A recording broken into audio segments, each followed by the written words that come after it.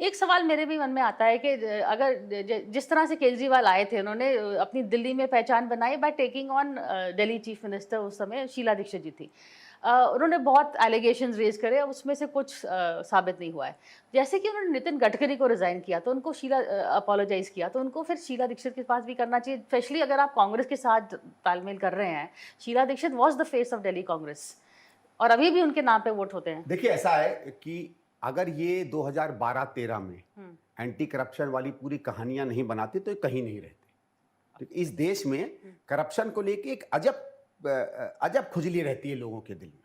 भला एक तो क्या कि हम बड़े आसानी से मान जाते हैं कि सब भ्रष्ट है, पता नहीं कुछ एक अजीब खुजली है हम भारतीयों में। किसी के ऊपर उंगली उठा दो तो एक, अगर आप किसी को जाके कहो कि यार नहीं यार वो बड़ा ऑनेस्ट आदमी है, तो 4 कहानी उसकी डिसऑनेस्टी की सुना देंगे। आज तक समाज में कभी किसी नेता की ऑनेस्टी की बात नहीं होती, उसके मरने के बाद दूसरी बात है, या वो जिसको कभी सत्ता नहीं मिली।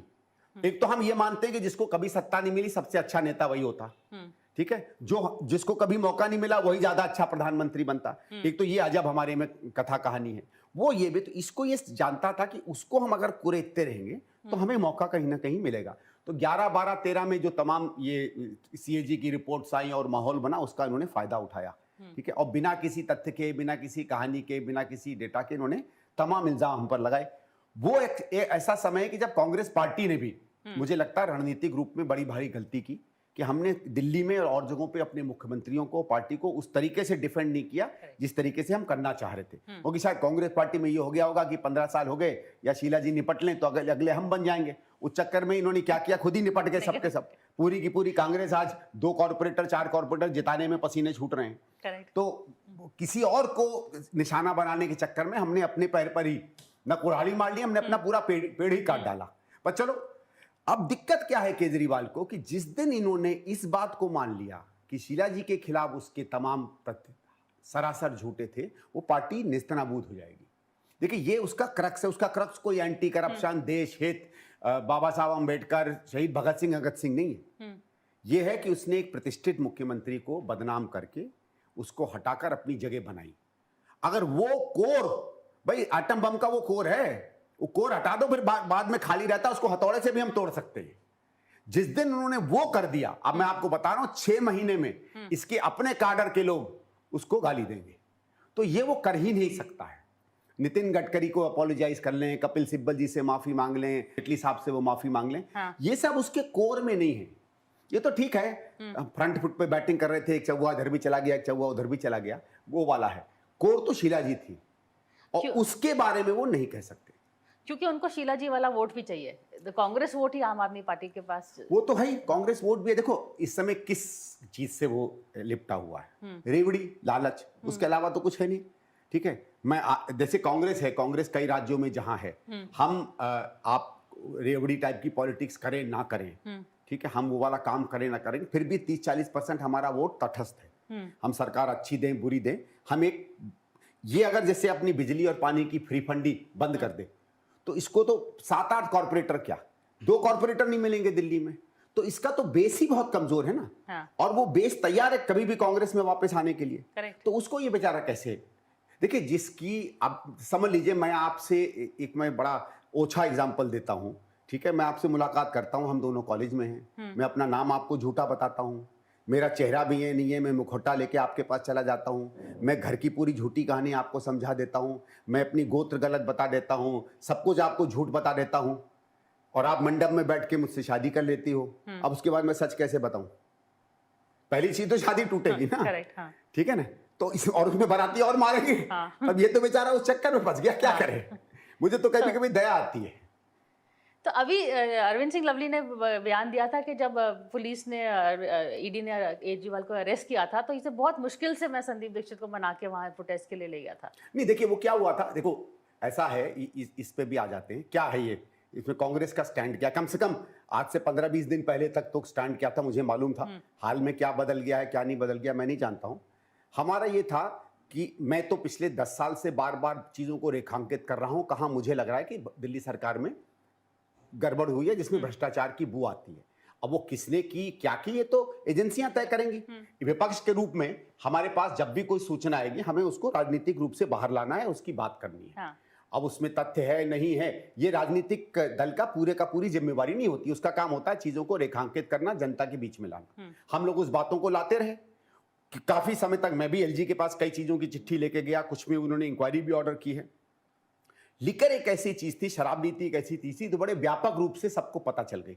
भाई 6 महीने पहले दिल्ली में लोग आम चर्चा कर रहे थे कि इस तरीके की नीति आएगी, हूबहू वही नीति आई। तो आबकारी नीति अगर हर दुकान पर उसकी चर्चा हो रही हो तो इसका मतलब है सार्वजनिक हो गई थी। सार्वजनिक कौन करेगा? एक्साइज कमिश्नर तो करेगा नहीं, वही करेंगे जो शराब में डील करते हैं। तो ये बात, इसका मतलब है मिली जुली उससे निकल कर आई थी। तो हमने जब इसकी कंप्लेंट की, हमारे पूर्व अध्यक्ष हैं अनिल चौधरी जी, उन्होंने कंप्लेंट की, उस पर इंक्वायरी हुई। इंक्वायरी बहुत आगे तक चल रही है, हमें कोई दिक्कत नहीं है, आप इंक्वायरी हो। अब हमारे हाथ में तो है नहीं, इंक्वायरी चलेगी, उसमें इन्वेस्टिगेटिंग एजेंसियां पता करेंगी, उनके पास कोई तथ्य होगा कोर्ट में रखेंगी, कोर्ट को लगेगा तथ्य सही है सजा दे देंगी, उनको लगेगा तथ्य सही नहीं है निर्दोष साबित कर देंगी। लेकिन क्या होता है, जब भी कोई सरकार किसी चीज को, कोई कानूनी काम करती है तो कानून के तौर तरीके होते हैं, और कानून के तौर तरीके में यह माना जाता है कि मानवता होनी चाहिए, है ना। भाई मैं अगर आपके हाथ में हथकड़ी बांधूं, हथकड़ी बांध के ले जाऊं तो गले में तो नहीं बांधूंगा ना। क्यों? क्योंकि गले में आपको चोट लग सकती है, चोक हो सकता है, जान जा सकती है, मैं जोर से झटका मारूं आपकी टूट सकती है। तो कानून भी कहता है कि मेरे पास हथियार हैं आप पर अंकुश रखने के लिए, पर हथियारों को भी मानवीय तरीके से इस्तेमाल करना चाहिए। जैसे मैंने अब पहले भी आपसे कहा था कि लठबाजी होती है, तो जब लाठीचार्ज पुलिस करती है तो सर पे नहीं लाठी मारती, पैर पे मारती है, पीछे मारती है कि बसल पे लगे, चोट ना लगे, मतलब टूटे नहीं हड्डी। तो इसी तरीके से अरेस्ट का प्रावधान है कि अरेस्ट करके, अरे अरेस्ट आपको रात को 11 बजे जाने की क्या जरूरत है, आप सवेरे ले आते। आप उनसे पहली बात तय की, आपने कोर्ट से ये कहा कि हमको तहकीकात के लिए ये व्यक्ति चाहिए, कोर्ट ने कह दिया इसको जाना पड़ेगा, 2 और नोटिस दे देते। मैं मानता हूं कि ये गलती है अरविंद केजरीवाल की कि ईडी के नोटिस पे वो नहीं गए, और मैं सार्वजनिक रूप से इस बात को कहता रहा हूं कि उन्हें जाना चाहिए था। आज नहीं जाओगे तो कल तो जाना ही पड़ेगा, ठीक है। कानूनी प्रक्रिया में आप बल्कि मुख्यमंत्री हो, अपने संविधान की कानून की शपथ ली है तो आपको जाना चाहिए। नहीं गए चलो ठीक है, लेकिन रात को पकड़ लेना, इस तरीके का बड़ा बड़ा नाटक कर देना, ये हमको लगा कि सरकारी जो आपके पास हथियार और आपके पास जो ताकत है उसका दुरुपयोग है। ये दुरुपयोग सरकार को नहीं करना चाहिए। हेमंत सोरेन के मामले में इन्होंने यही किया, कांग्रेस के जो इनकम टैक्स के अकाउंट थे उसके मामले में आपने यही किया। सब में ये दिखता है कि ये चाहते हैं कि राजनीतिक नेताओं का गला घोंट दें, जिसमें इनकी जो आज की राजनीतिक लड़ाई है बीजेपी की वो आसान हो जाए। हम उसके खिलाफ थे और इसलिए उस दिन भी रात को हम गए। हम इसलिए नहीं गए क्योंकि ये निर्दोष हैं या क्या हैं, वो कोर्ट तय करेगा, वो कहानी चल भी रही है। So you went on the manner and the conduct, जैसे कि उन्होंने कहा। Yes, absolutely। अब उस पे जाना भी चाहिए, उस पे किसी को भी जाना चाहिए। दूसरी बात है, ये अभी जो अलायंस चल रहा है, आपको कैसे लग रहा है, हाउ इज द जो इंडिया अलायंस है, कैसे मोदी सरकार को क्या वो ठीक तरह से अपना अटैक कर रहा है या कुछ गुंजाइश और है? देखो, उसको मैं 2 हिस्सों में जवाब दूंगा। पहला तो ये है कि माहौल क्या है। मैं बहुत हिंदुस्तान में घूमता हूँ और मध्य प्रदेश, राजस्थान, कई जगहों पे ग्रामीण इलाकों में ज़्यादा मेरा काम रहता है, बल्कि कभी कभी मानूं तो दिल्ली से ज़्यादा दिल्ली के बाहर के इलाकों को जानता हूँ, दिल्ली को भी देख रखा है अच्छी तरीके से। लोगों में जो माहौल है पिछले खासकर 2-2.5 साल से जो बन रहा है, जिस तरीके का उनके अंदर में एक दर्द आ रहा है और उनको लग रहा है कि सरकार आज हमारे साथ नहीं खड़ी है, खासकर भारत की सरकार। अगर आप केवल उस चीज़ को ले लें और माने कि उसके साथ साथ विपक्ष जो अपेक्षित कैंपेन होता है कि जिसमें आप लोगों के दर्द को उजागर करें और उसकी मरहम हम कैसे लगाएंगे अगर हमारी सरकार होगी, वो मरहम इस तरीके से बताएं कि लोगों के मन में घुस जाए, तो मैं आपको बता रहा हूं इंडिया अलायंस घर बैठे 280 से 300 सीटें लाएगा, अगर उस मूड को आप केवल देखें। लेकिन मुझे लग रहा है कि शायद हम जो प्रयास कर रहे हैं उस मूड को पूरी तरीके से कैप्चर करने के अनुकूल नहीं कर पा रहे। शायद हमारे पास साधन संसाधन नहीं है, या अलायंस जुड़ने में देरी हो गई, टिकटें देरी हो गई, या हमको मीडिया साथ नहीं दे रहा, या जो भी कारण हो सकते हैं, वो कारण तो आप लोग मुझसे बेहतर जानोगे। हम जो जिस तरीके, या जैसे कहते हैं ना कि भाई जितना मेरा पोटेंशियल है 10 सेकंड में 100 मीटर भागने का, मैं 12 सेकंड में भाग पा रहा हूं, जबकि मैं भाग सकता हूं आराम से। तो मेरे हिसाब से कि आज की स्थिति में अगर हम उस तरीके से अपनी राजनीतिक लड़ाई लड़ते तो कोई कॉन्टेस्ट नहीं बचता। इस बात की चर्चाएं हो रही होती कि कितने की लीड होगी, ये नहीं हो रही होती कि क्या हम बिहार में 10 सीटें पाएंगे कि 20 सीटें पाएंगे, ये हो रही होती कि क्या बीजेपी को 5 भी सीट मिलेगी बिहार में। चर्चा का पूरा कहानी बदल जाती। ये बिल्कुल चर्चा नहीं होती कि क्या इंडिया अलायंस 20 सीटें लेगा महाराष्ट्र में। ये होता कि क्या मोदी की अलायंस 4-5 सीट भी महाराष्ट्र में ले पाएगी। और जैसी वो कहानी बदलती है अपने आप और सीटें आने लगती। लेकिन इसका दूसरा पहलू ये है कि वो दर्द जो लोगों में है और हताशा और जो निराशा आज मोदी के प्रति है वो इतनी है कि हो सकता है कि हम लोगों के शायद उतने प्रयास नहीं है जितने मैं समझता हूं हो सकते थे, जिन भी कारण से हो। उसके बावजूद भी मुझे लगता है कि आज इंडिया अलायंस एक अच्छी स्थिति में आ गया है। आखिरी सवाल, क्या संदीप कांग्रेस के साथ जुड़े रहेंगे या क्या आप, बिकॉज आपको भी इस इलेक्शन में भी आपको लोकसभा से चुनाव लड़ने की सीट नहीं मिली, तो आप चांदनी चौक से लड़ सकते थे, नॉर्थ ईस्ट दिल्ली से लड़ सकते थे, लेकिन आपकी पार्टी ने आपको टिकट नहीं दिया। इसके बाद आपका क्या आगे की क्या सोच है? देखो, पहली चीज तो कांग्रेस के दो रूप होते हैं, एक तो कांग्रेस पार्टी, दूसरा कांग्रेसी हमारे नेतागण। कांग्रेस तो मेरी है, मैं मानता हूं कि किसी और से ज्यादा मेरी है, ठीक है, मैं उसका हूं।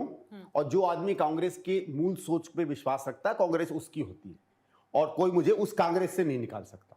ठीक, बाकी तुम कुछ भी कर लो।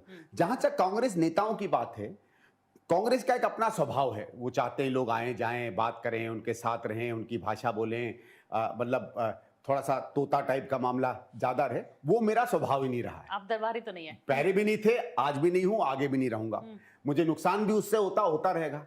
देखिए, कुछ चीजें किसी भी आदमी के नेचर की स्वाभाविक होती है, ठीक है, नेचर तोड़ के मैं जी नहीं सकता, ना मैं करूंगा, तो ठीक है, मुझे कोई दिक्कत नहीं है।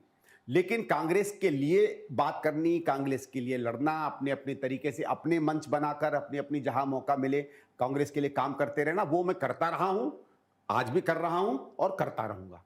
कांग्रेस मौका देती है तो अंदर से काम करेंगे, कांग्रेस नहीं मौका देती है तो मैंने कई मंचों पे काम किया है, मध्य प्रदेश में बहुत काम किया है, ग्रामीण इलाकों में काम किया है, महाराष्ट्र में, राजस्थान